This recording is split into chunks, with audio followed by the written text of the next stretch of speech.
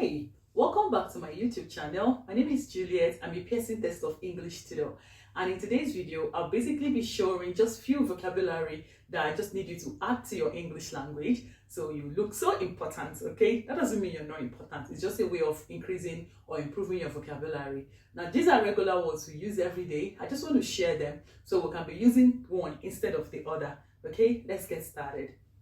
Now here, what's to note? Use these ones on this side rather than these ones on this side. Now, even as a tutor, I still make use of these ones. I'm also improving on my vocabulary. So don't think I am too much of a guru or a professional. I also try to improve my vocabulary by using the ones on this side. Okay? So the first one on the list today is pungent.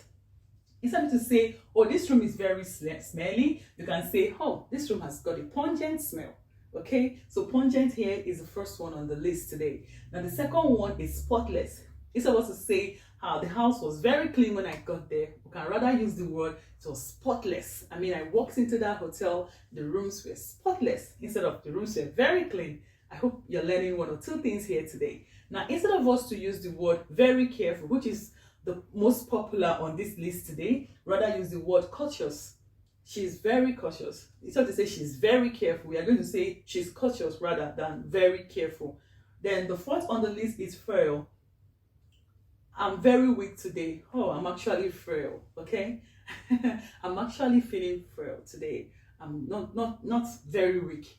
And the last today for this series will be, instead of us to use very colorful, we use the word vibrant. So today we looked at pungent, we look at spotless, we look at cautious, we look at frail, and we looked at vibrant. So let us replace these words. Let us replace these words here with these ones.